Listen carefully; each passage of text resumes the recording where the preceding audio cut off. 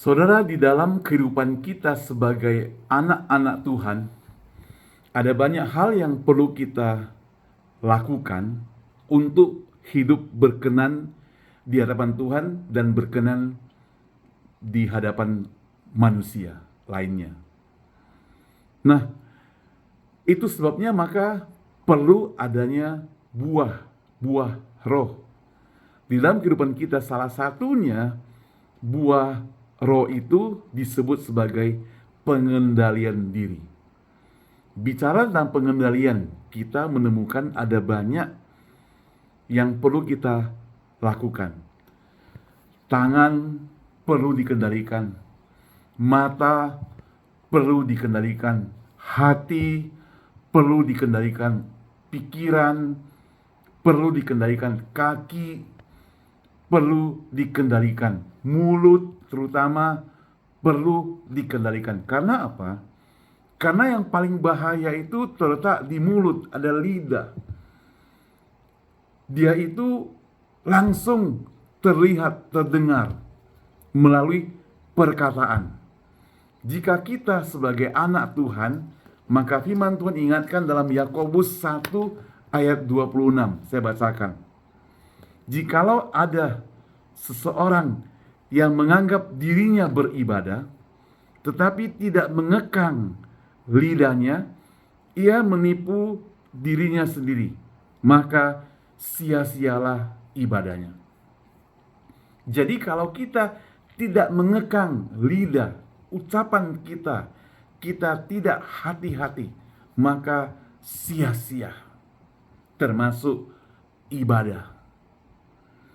Kenapa orang bisa sembarang mengucap? Karena seringkali apa yang diucapkan itu lebih cepat dari pikirannya.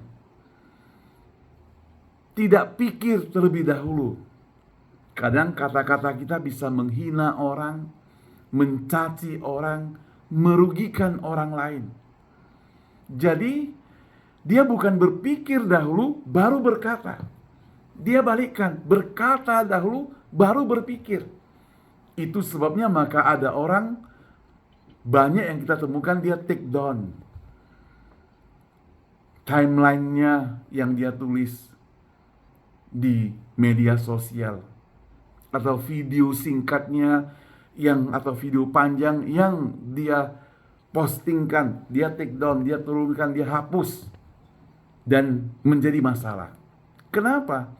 Karena mulutnya terlalu cepat ngomong ketimbang pikirannya.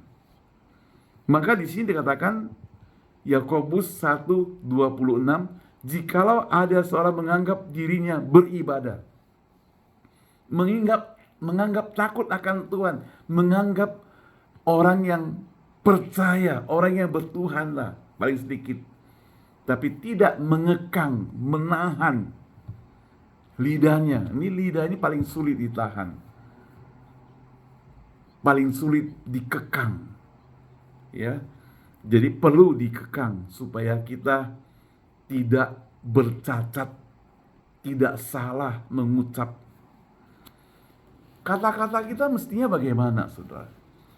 Seorang penulis mengatakan, di dalam menyampaikan sesuatu komentar, perlu 3 pintu sebagai alat untuk jaga-jaga. Pintu yang pertama, apakah cerita itu benar? Zaman sekarang ada orang yang banyak cerita tentang ketidakbenaran, bahkan menjadi-jadi.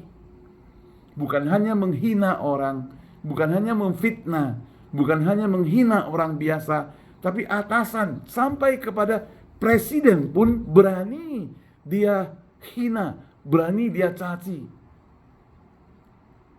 Tapi sebagai orang percaya, mari kita saring. Apakah cerita yang mau kita katakan, kalimat yang mau kita bicarakan, yang mau kita lontarkan, benar atau tidak? Nah, kalaupun yang mau kita sampaikan itu benar, ada pintu kedua sebagai warningnya. Apakah itu perlu kita sampaikan? Apakah itu perlu? Perlu gak kita sampaikan? Kita perlu jawab dengan jujur. Kadang mereka kadang perlu untuk meningkatkan, kalau di politikus dikatakan untuk meningkatkan elektabilitas supaya orang lebih kenal aku. Kalau sampaikan sesuatu yang yang ngeri-ngeri sedap, yang yang beda sama orang lain, yang yang kontroversial. Untuk apa? Supaya orang bisa ingat, bisa kenal. Popularitasnya bisa naik. Apakah itu perlu? Apakah perlu karena itu? Demi popularitas kita naik, maka kita sebarang ngomong, sembilang bicara? Hati-hati. Yang ketiga itu apakah itu baik untuk diceritakan? Tadi saya katakan mulut kita itu mesti dikendalikan. Kata-katanya mesti dikendalikan. Jangan ucapkan dulu baru minta maaf. Jangan ucapkan dulu baru katakan sorry. Apakah itu baik diceritakan? Kalau cerita itu benar, kalau cerita itu perlu dan baik diceritakan, ceritakanlah. Tapi karena cerita itu fitnah, tidak baik, bahkan membangkitkan hal-hal yang tidak diingini, dapat memacu orang. Kita bukannya menjadi orang yang akademisi, tapi menjadi amunisi.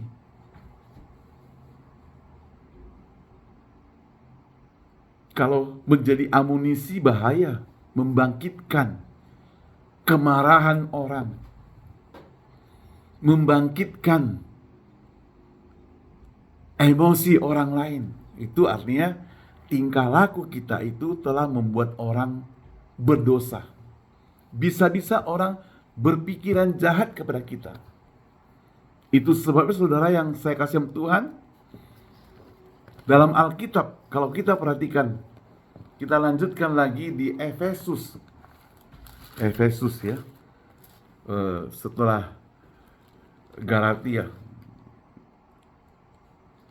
Efesus pasal 4, kalau nggak salah ayat 29 ya. Saya bacakan. Janganlah ada perkataan kotor keluar dari mulutmu, tapi pakailah perkataan yang baik untuk membangun. Ya, ini perlu garis bawahi, membangun. Di mana perlu supaya mereka yang mendengarnya beroleh kasih karunia. Nah, kata-kata yang kita ucapkan itu membangun atau tidak? Supaya orang yang mendengarkan mendapat kasih karunia atau tidak? Tapi kalau orang yang mendengar itu apalagi emosinya tidak stabil, menjadi ikut marah, bahkan membuat kekacauan, itu bahaya. Suasana dari orang-orang tertentu yang menganggap dirinya penting, menganggap dirinya hebat, menganggap dirinya itu orang yang pikirannya luar biasa, seringkali mulutnya itu tidak jaga.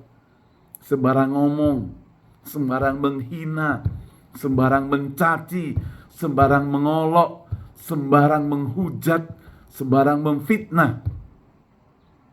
Mentang-mentang orang yang difitnah itu tidak membalas, makin menjadi, tambah emosi dia. Saya senang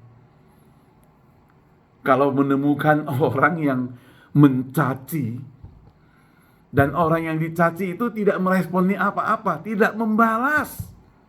Sekalipun tidak membalas, yang mencaci itu tambah kebakaran jenggot, tambah marah, tambah emosi. Dia mau cari sela-sela, istilahnya mau cari gara-gara.